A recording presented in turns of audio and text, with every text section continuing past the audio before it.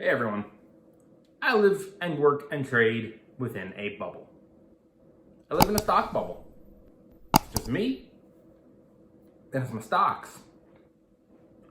And it's been that way for almost the last 8 years. I've been trading for 10. It's been that way for 8. And I want to go back in time and kind of catch you all up to speed as to why I work and trade and live in a little stock bubble. When I was working at the gym, I've talked about this before, I listened to a bunch of older guys. I assumed old equals wise, and I would buy whatever stocks they talked about. I wouldn't research. I wouldn't do any homework. I wouldn't look at their fundamentals. I wouldn't look at charts. I didn't know how. I wouldn't ask them any questions. I would just hear them say, go buy this, buying that. And I would run home and I'd buy it without doing any research. And then those stocks would plummet, and I wouldn't sell. And even though the stock would only be down 60 or 70%, it was, in a sense, a full 100% loss. And the reason is I didn't have access to that money because I wasn't going to sell at a 70% loss, right? If I put in $10,000, I'm not going to lose $7,000 just to get back $3,000. So if I don't have access to that money, I am at 100% loss. I can't use that money to trade. And that happened a couple times. And after a while, I thought, man, I'm kind of an idiot. Listen to these strangers who don't know anything. I'm listening to a bunch of morons. And it's my money. And I'm losing, and they're not losing anything, because I came to find out later, they were only buying a little bit. See, I thought that this was going to be my ticket out of this dump. I was working front desk at a gym. I was making $7.25 an hour when I started. And I thought, I don't have to know anything about this. It's going to be easy because I'm just going to copy some strangers and I'm going to make a lot of money. And that's going to be my ticket out of here. And then I can use all that money to have time to figure out what I want to do next with my life, right? I wanted to be a wrestler. I broke my back. I worked in the restaurant industry, fitness industry. I wrote a couple books, but nothing was really clicking for me. And as I'm losing all this money, I think, I always have been interested in the stock market. Maybe I could look at it, and I'm enjoying this whole stock process. I'm not enjoying losing though. So what can I do? See, a lot of people, they try this, they gamble, they throw a bunch of money in a stock without doing any research. I would call that gambling. And they lose everything and they get discouraged. And they go, fuck it, this trading shit isn't for me, I'm done, can't do it, don't want to do it. And they give up. And they go, investing's not for me, trading's not for me. But what they were doing wasn't really investing, and what they were doing wasn't really even trading, right? For me, I looked at it and I said, I like this, but I need to make money doing it. Because all I knew back then was I didn't want to work for the man, and I didn't want to make $7 an hour, and I didn't want to be inundated with micromanaged or doing sales where you have a quota and you're getting micromanaged or yelled at or having endless meetings. That life didn't appeal to me. So, and I'm very motivated and driven when it comes to certain things, but when it comes to traditional work stuff, I don't want to do it. So I needed to find a way to make money, to pay bills, that would also allow me to have a certain level of freedom. And I'm connecting some dots in my head and I'm going, I like the stock stuff. I don't like that I'm losing, but I like it. Maybe if I read a couple books and I teach myself, I can do this. And so I've referenced these two books over and over. This is the first book that I ever bought in maybe 2008 or 2009. Nicholas Darvis was a ballet dancer who basically invented momentum investing. So he would notice that these stocks that were hitting new highs kept hitting new highs. And then they would pull back and then they would go higher. And so his whole theory was kind of, in a sense, like we know today, buy low, sell high. This dude was talking about buy high, sell higher, buy into the momentum. And a lot of times his theory is, there might not even be any news, but someone might know something and that's why they're buying. And so you're basically being an insider without actually being an insider. You're just looking and going, this stock is going up an awful lot. And there's no earnings and there's no news and there's no mergers, there's no talks, there's no acquisition stuff. Something must be happening. And so I read this book, and it was also historically fascinating because he wrote it in the 50s. It was published in 1960. So this guy made $2 million in the 50s trading stocks without smartphones or computers or real-time charts. So historically, I think you might dig this book. It's little too, right? Like you'll read it in no time. I thought it was interesting. And I thought, I doubt these methods will hold up today. But I started trying. And I started with a very small amount, just a little bit of money at a time, just to get my feet wet, get some experience. And it worked. I couldn't believe it. It also worked because I was starting in the middle, or the beginning and the middle of Barack Obama's first term as president, which, now historically was a very strong bull market.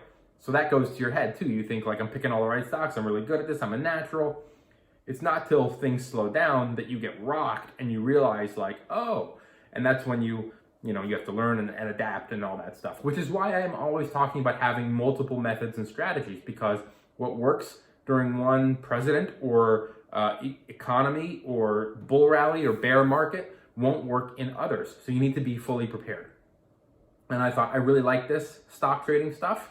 I'm gonna phase out of the gym. I was getting ready to leave, and I got this book. And you can see, if you don't believe me, when I say I've been trading for a long freaking time, 2010 edition.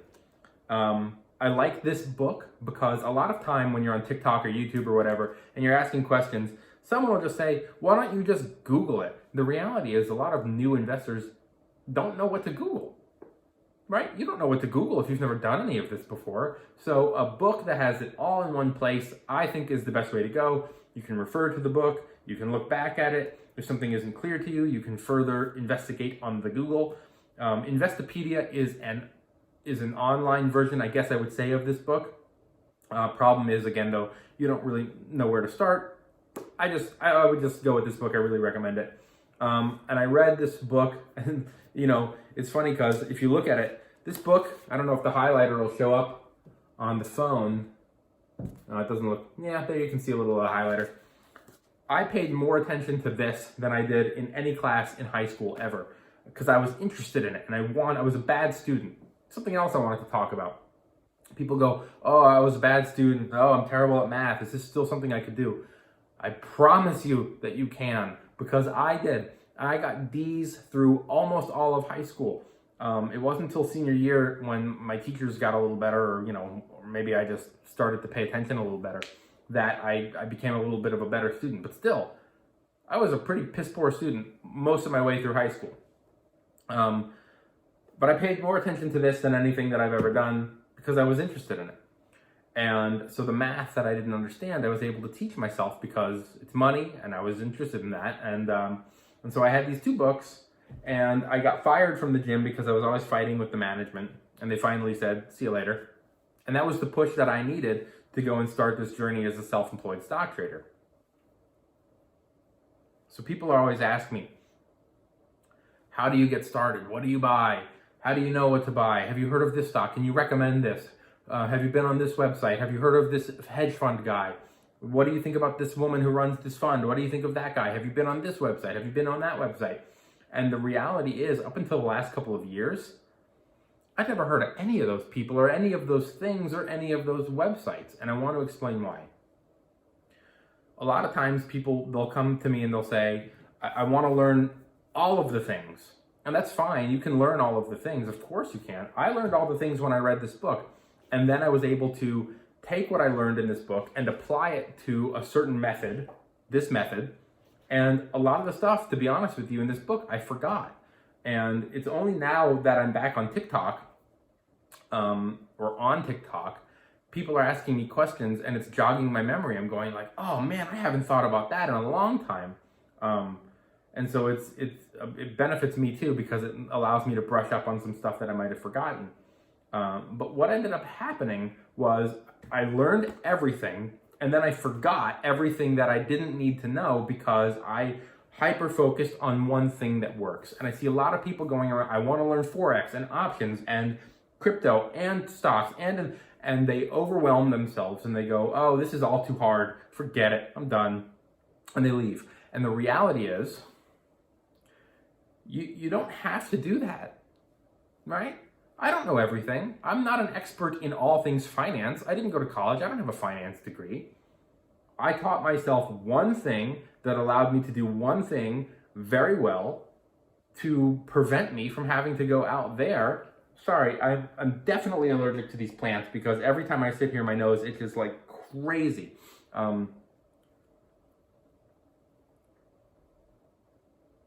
It allowed me to hyper focus on one thing. And I found one thing that worked, and that's what I did. And so I don't know about shorting stocks. And so this whole week with Robinhood and TikTok and Reddit and all that stuff, this is a learning experience for me as well, because I have to now go on Google and I have to read up on this stuff that I learned in this book and have since forgotten about. So TikTok is helping me become smarter, and so for that I appreciate it. But for you, who's someone looking to become a stock trader and maybe not have a TikTok page where you teach people about this stuff and then people come to you expecting answers, it is perfectly fine to have your little niche, your thing that you are an expert in. You don't have to know about Forex. You don't have to know about crypto. You don't have to know about options. I don't know any of those things. And you don't know how to value a company unless that's the kind of, you want to be a value investor. For me, I'm a stock trader. I make my money through trading stocks. That's how I pay for my bills. That's how I live.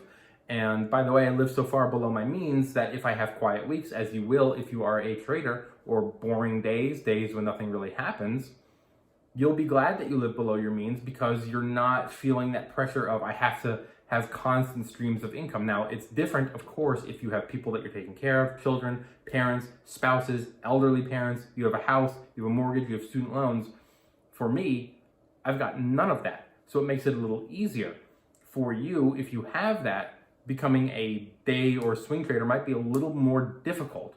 Not impossible, though. Of course, you can still do it.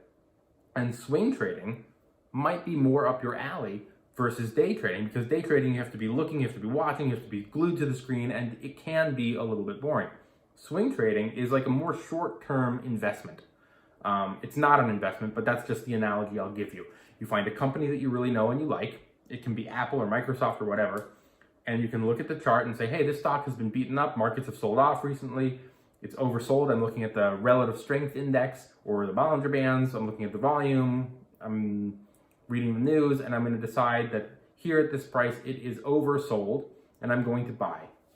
And then it'll go up, hopefully. And as it goes up, if it's not an investment, if it's a swing trade because you're looking to generate income, at a certain point you take your profit and you move on.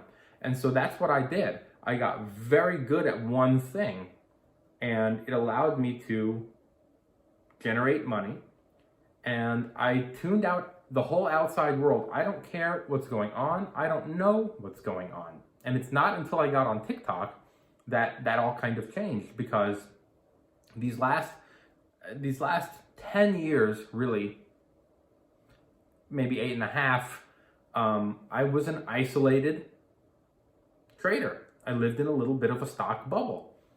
And what I mean by that is, here's how I go about my day as a trader, or my weeks, or my whatever. When I first started, this book told me I had to find stocks that were hitting new 52-week highs. So the first thing I did was I went on Google and I typed in stocks that are hitting new 52-week highs. And it took me to investors.com. Investors.com lists the top stocks of the day and top losers of the day, and you can break it down by dollar and percentage or whatever. None of that mattered. I also noticed that Investors has a paid program where you can get more data, more stocks, and all of that. But when I first started, I said, before I start paying for anything, I'm just going to use the free top 10 or top whatever stocks that have the most volume that day, or whatever. And I went through that list of how many stocks that there were there. Usually it's around 10. Sometimes it's less if it's a quiet day, or sometimes it's none if it's a very low day or down day. And I would write down all the stocks. Then I would hop on Ameritrade and I would look up each one. If that stock only had a high volume day, not interested. If that stock hit a new 52-week high, I wrote it down in my little notebook and I would track it for a couple days, because the Darvas box method, and I'll get into this in another video later, basically says that a stock hits a new 52-week high, and then over the course of the next several days, it'll either pull back or it'll keep going. If it keeps going, pump the brakes, because chances are you're in the midst of a rally and it's going to pull back and correct. So you don't want to buy at what could be the top of a rally and then this thing dumps. What he would say is find a stock that's hitting a new 52-week high, track it over the next couple of days. His analogy was that of a basketball player, right? When you're playing basketball, what do you do before you make your shot? You squat down a little bit and then you throw. And so his whole analogy was that these stocks that hit new highs, then pull back a little before pushing higher. And so that's what I started doing. I started compiling this list of stocks that were hitting new 52-week highs based off of investors.com and their free little glimpse of, the top 10 stocks of the day. And then, by the way, not all those stocks were hitting new highs, right? A lot of them were just high volume days. So I was able to thin out my list a little more to have maybe 3 or 4 stocks at a time. And I would track them, and then I would buy them or I wouldn't buy them. And so I became very hyper-focused. I had this one website. This was way long ago, way before I knew about stock screeners and any of that kind of stuff. I didn't know about Bollinger Bands. I didn't know about Relative Strength Index. I didn't know about any of that. I had read about it in books like this, but I never applied it because all I thought is I'm going to copy Darvis's methods exactly. And by the way, if you want to buy these books, they're in the link tree in my in the description below. I'm just going to copy this guy's method because it's been working. So why change? Why try? Why explore? Why try different things when I found something that is working? And so I became very hyper-focused in this one world on this one website with this handful of stocks, and it worked. And so I never branched out. I never got into options. So sometimes people, if you're on TikTok, people will say like, how do I buy this put spread strategy? I don't know. Not only do I don't talk about it, I don't know anything about it. And people are like, but you're a Wall Street guy. No, I'm not. But you're a finance guy. Not really. Well, what are you? I'm a stock trader. That's my area of expertise, right? If you ask me like what are options, I could kind of explain it, but a friend of mine once said, if you can't explain it, you don't understand it. So I don't talk about it because I can't explain it. There are other people on TikTok who do a far better job. Connor, Options Trading Daily, I would follow him. That guy knows what he's talking about. I watch his videos, but I'm not the options guy. Just like I'm not the crypto person. Crypto Wendio is a friend of mine. She's the crypto person. And, if you ask her, what do you know about stocks? That's not her area. That's not her area. Her area is crypto. My area is stocks. And so the whole point of this is a lot of people think that they have to know everything if they're going to do it. And they think they have to be super smart and know a lot about math and all of that stuff. And I want to reassure you that even if you aren't an A-plus student in math, you can still do this. And even though you don't understand some of the more intricate and complex things about finance, I don't either. And that's okay because I'm not a finance guy. I'm not on CNBC. I'm not doing that stuff. I'm a stock guy. That's what I have my TikTok channel for. And it's only this week because of Wall Street Bets and Reddit that I'm getting inundated with messages from people going like, can you explain what's going on here? And like I said earlier, if I can't explain it, if I don't understand it, I can't explain it. And so I've been learning along with all of you. And that's okay because I'm not an expert in everything finance. I'm an expert in swing trading, really, and then day trading. And so let's further go into that since we're talking about my whole journey here. I hyper-focused into this one little world of swing trading. And when Trump got elected, this isn't a political video, this is just my personal opinions on what happened. When he got elected, I thought, I didn't believe he would be good for markets. And I had some personal stuff in my personal life going on too. So it kind of was like the perfect storm of like, I don't really trust this guy. And anyway, I have these issues that really need to be worked on, personal issues that I need to go and deal with. And there's Trump. So it's the perfect time for me to walk away a little bit because I think markets are going to tank. Of course, I would still do some trading, but I did far less. And by the way, oops, because we all know what happened. Markets went way up.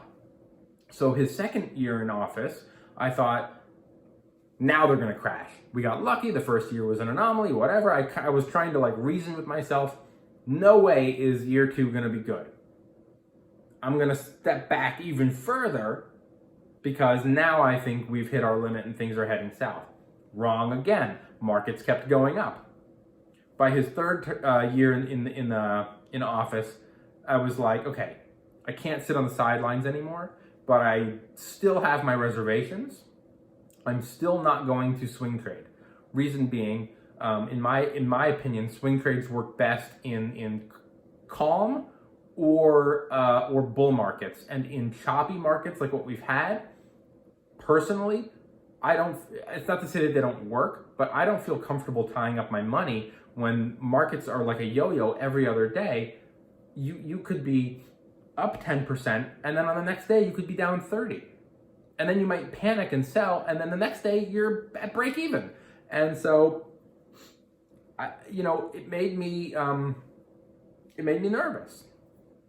And so I thought, this is what I talk about all the time when I say you need to have different strategies for different markets. I said, personal stuff has been resolved, everything's good. I need to start trading again because I haven't been doing it very much. I don't trust these markets. Day trading is for me.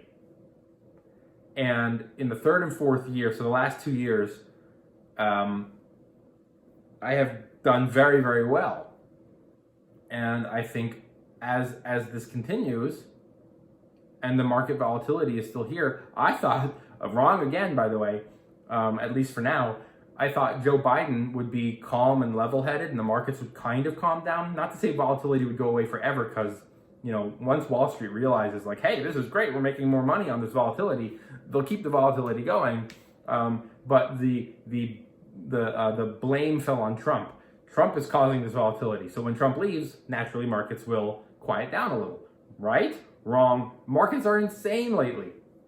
So, okay, fine, whatever. You can be wrong. People are wrong all the time. And in my case, I'm wrong, but it's a welcome wrongness because markets are crushing it. So naturally, I'm crushing it. So I'm okay with continuing as a day trader. However, I also do believe that we will have a bull market with Joe Biden because of his economic, because of his economy, his infrastructure, his stimulus, his cannabis legalization, the green energy stuff, all of the things that he's working on, I believe will create lots of jobs, lots of growth, spur on the economy. We also obviously have lots of problems, but I think those will be good in terms of the market and creating a strong economy. So I will day trade and I will swing trade. So now my plan is to do a little bit of both. But to tie it all together, then I get on TikTok. I've never had friends who were in finance. I've never had friends who traded stocks before. When I say I live in a bubble of trading and investing, I truly mean it because, if you're a teacher at a school, your colleagues are also teachers. So you can talk with them and you can have ideas and share stuff.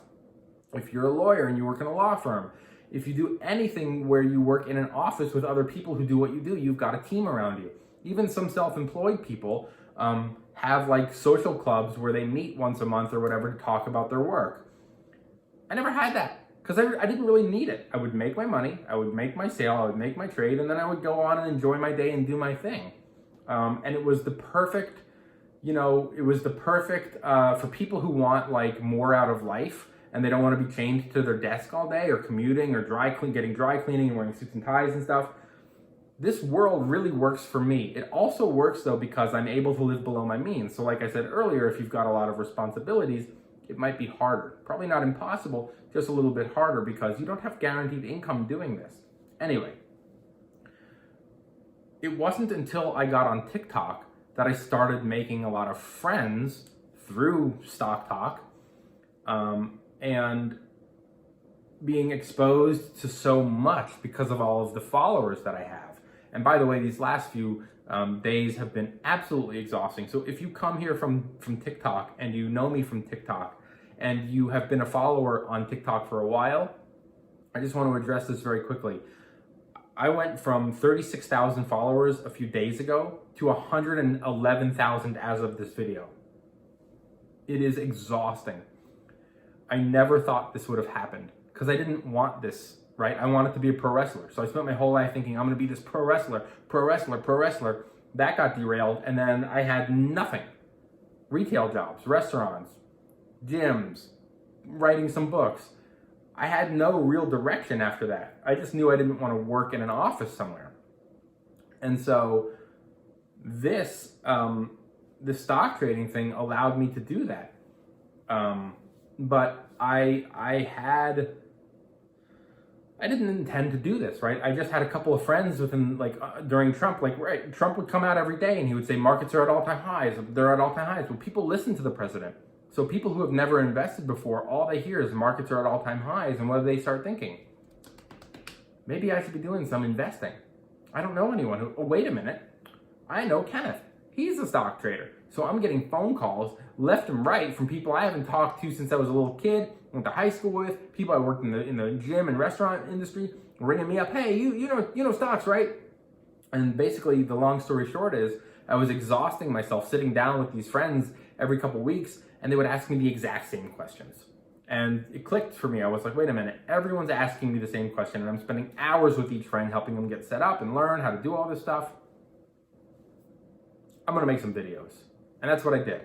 And then I think I mentioned this in yesterday's video, but I was a little tired from yesterday. I remember hearing Oprah say, if you can just reach one person. And I thought, man, if I'm helping just a couple of my friends and they're really enjoying these videos, even though the production value was terrible back then, maybe I could grow. And so I went on Instagram. And after a year on Instagram, I had 185 people, individuals, 185, that's it. 185 people were following me. And I got discouraged and I said, forget it, I'm gonna quit. I had no followers on YouTube, and it's not like I was after the followers, but I thought, like, if I'm doing all of this work to reach an audience and help people and nobody's seeing it, you know, it's a lot of work for a very small group of people. And I didn't even know if those people were really interacting. Just because they followed didn't mean that they were, you know, interacting. And I thought, man, for all the work I'm putting into this, it's not worth it because I'm not reaching anyone. I'm not helping as many people as I had hoped. So I'm out. And a friend was like, nope, get on TikTok. And when I got on TikTok, it exploded. And I never expected it. It's like when they ask, you know, the movie star who wins the Oscar, did you ever think you'd win the Oscar? And they say, not in my wildest dreams. Well, that's bullshit, because when you were 8 years old in the shower holding your shampoo bottle, what were you saying? I'd like to thank the Academy and my agent and my parents. You know what I mean? So, like, in your wildest dreams, you knew it could happen. In my wildest dreams, I had that styrofoam WWF belt, and I'd walk around my house pretending I was a champion. And so, of course, you think you're going to win the title one day. But I never thought I would have 100,000 followers on TikTok, because that was never a goal of mine. And what ended up happening as I was getting these followers, it was making me nervous. I would get 1,000, and then 5,000, and then 10,000. And it felt like all this pressure, because this is your money, it's finance. And that puts pressure on me, because then I feel like people are relying on me, and a lot of people, right? Like, man, that 185 people on Instagram doesn't seem so bad now. Small group, I can really help. Big numbers are freaking me out, because it's a lot of eyes watching me. And that number started to grow, and I started to get like, but the other thing that I noticed was I was getting flooded with messages from people going, what about this? What about that? Should I buy this? Should I buy that? Do you know this guy? Do you go to that website? Do you follow this hedge fund person? And the reality is, I lived in such a bubble, I didn't know any of this stuff ever existed. I've never heard of half these people. People are asking me if I know about Chamath. Who? I've never heard of him. You know, people are asking me about, did you see the interview on CNBC? Who? What? I really was so hyper-focused in my stocks that I was picking from investors.com, and that was pretty much it. I never expanded out. I never read about the markets. I never really cared about the markets. My goal was to make a little bit of money so I could live my life and be happy. I wasn't really a finance guy. I never read, you know, the Wall Street Journal. I never combed through, you know, earnings. I never listened to conference calls. I never got into, you know, these chat groups and stuff like that, these discords and whatever. And I also never cared about the next hot stock. And the thing that I'm noticing now is a lot of these new investors. So if you're a new investor, I want you to listen. I never cared about the next hot stock because I wasn't paying attention to them. They weren't even on my radar. I didn't know that stocks were going up 2,000% or 30% or 125% in a day because of some rumor that had come out and oh my God, or a pump and dump was happening. I didn't know about it. I didn't want to know about it. I didn't care about it because I had my goal. My goal was hyper-focused, make a little bit of money. I don't need to make all the money. I just need to make more than what I would be making at Starbucks or at a gym or in the restaurant where I had worked. I just needed to make more than that. That's all. That was my goal. And I hear a lot of people say, like, are you a millionaire? No. Well, then why do you do it? If you're not a millionaire, are you a millionaire? No, but you still do your job. And so this is comfortable for me. I don't need to be a millionaire. I'm on my way to becoming one, and I can't wait till I do become one because it gives me more freedom to enjoy my life. But it's not a goal for me in terms of like just being super rich. It'll happen probably soon because these last few years have been nuts. And you know, I don't pay attention to the next hot thing because that's not important to me. When you're always looking for the next big thing, you're going to miss out a lot. Maybe you'll hit it big on a couple, but you're missing the small, consistent gains as a trader that you get that add up to a livable income. Because you're always, is this going to be the next one? I'm putting everything up. Nope, it tanked. Okay, I'll get out of it. Oh, is this going to be the next big one? I'll put everything. And so you end up going on all these websites and these Discords and stock twits and stock Twitter, and you go on all these different, groups, and you're getting flooded with information from all these different people, and you don't know who they are. Why? It was like me trusting the guys at the gym is the today equivalent of trusting strangers on these groups, right? If you go on stock twits and you scroll through your stock, you'll see company A is going to this, company A is going to that, company A is going to be 30, company A is going to be 45, company A is going to 7, it's going to tank. And it gets you so freaked out because you're listening to all these people. Who are they? Maybe they know. Maybe they know, right? Maybe this stranger, he knows something. I got to listen to him. I'm going to buy. And then you scroll down a little bit and you see someone going, no, this stock is garbage. It's going to tank. And you go, fuck, I just bought it. Maybe I should sell it. And it's driving you crazy. And I've had people this last week come to me going, this game is crazy. I don't know how you do this. And the reality is, first of all, it's not a game. Second of all, this that's happening right now, if you're a social justice warrior and you want to take down these banks, good for you.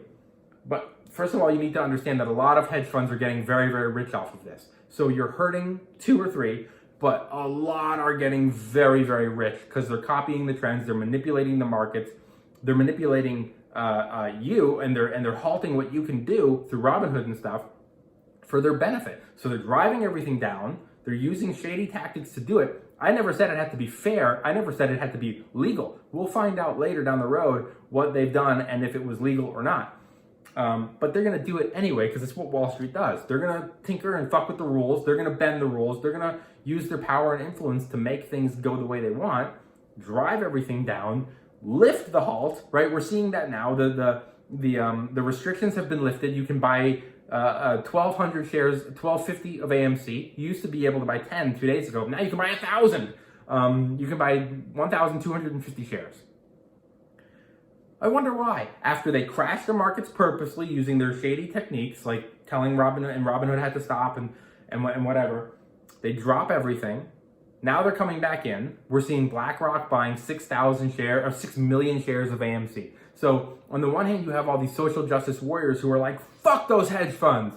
But then as soon as BlackRock or Blackstone, I can't remember. As soon as one of those funds buys 6 million shares, they're like, yeah, the hedge funds are buying. It's going to go up now. It's like, but the hedge funds are buying. I thought you wanted to hurt them. Now you're cheering that they're, anyway. The whole point to that is, up until a few years ago, I never cared about these little find the next big thing stocks. And I just traded in my little bubble, and I didn't know what was going on, and in a way, ignorance was bliss. And because of TikTok now, I'm getting flooded with questions from people going, how do I find the next thing? How do I find the next thing? This guy on this bot. And that's what I was saying. It's like listening to these guys from my gym. We're getting advice from strangers. And the whole point of my channel and the whole point of recommending these books is to teach you how to be a self-sufficient trader, because I get so many questions and DMs. The DMs are unbelievable. If you have DM'd me, I'm working through them. There's hundreds, if not thousands, and I've already responded to a fuck ton of them, and I have a long way to go, so I'm getting there. I'm flooded with DMs from people going, what do you think of this? What do you think of that? I heard on a message board, some guy told me. Fuck what all these other people are saying, right? And again, I'm not talking now to the social justice warriors who don't give a shit about anything except hurting these banks. They don't care if they lose their money. If you're in this because you want to change your life and you want to have more freedom and more time to do your things, and you want to trade your stocks and live below your means and embrace minimalism and all that shit works for you, tune out what everyone else is saying. Find a method that works for you. In my case, it was this book. Find a method that works for you, whether it's Forex or options. Someone wrote me the other day and said, I can't decide if I want to trade Forex, that's currency, or stocks. Any advice? And my advice was, try them both. I don't know anything about Forex. I don't know anything about Forex. I literally know nothing. Pips, that's a word. I know that's a word that they use to talk about whether the currency is going up or down. What does it mean? No idea. Try them both. The whole point of all of this is you don't have to do what I do, right? You don't even have to trade stocks. It's just the idea to get you to a point where you can say, I don't want to work for someone else and be tethered to a desk. Now, maybe it is stocks. If you like what I do and it inspires you, you do it. If you don't like stocks or it makes you uncomfortable and you don't want to trade but you would like some investments, then you do that. If it turns out that you want to be like William, the money badger on TikTok, who resells books, you do that. The idea is that there's no one size fits all. So if you want to try Forex and you want to try stocks and you want to see which one you like better, I encourage you to try everything and find what works for you. I also do encourage you to live in a little bit of a bubble and tune out everything else, because it's going to make you go crazy if you're always looking for the next hot thing. If you're on a million different Discords and a million different chat rooms and you're listening to a million different people, then you're never going to do anything. So I think we've covered it all. Find what works for you. Find what you like. Stick to it. And don't be afraid to try new things, because maybe you don't like this, but you like that. I think we're all good. If you're not following or subscribed, please click the bell and all that stuff and do the things if you want. If you don't, that's cool too. I don't really care at this point. I never thought I'd have 100,000 followers, and now I'm realizing what I've gotten myself into. Whew. Shit. It's a lot. But I'll figure something out. And by the way, if you are following me on TikTok and you have been a loyal follower since the beginning, or you've been around for a while, if you're commenting on some of these posts, I might not see it, right? Because I'm flooded with DMs and I'm flooded with comments, and I'm sorry, really, because there's a small group of people who are really loyal and they ask great questions, and you might have asked great questions over the last couple days and I might have just not seen them. I'm not ignoring you. I really, truly, I'm not ignoring you. I just can't find your comments in the sea of comments that have been left on my wall or on my posts or in my DMs. So anyway, thanks for watching. Have a good night.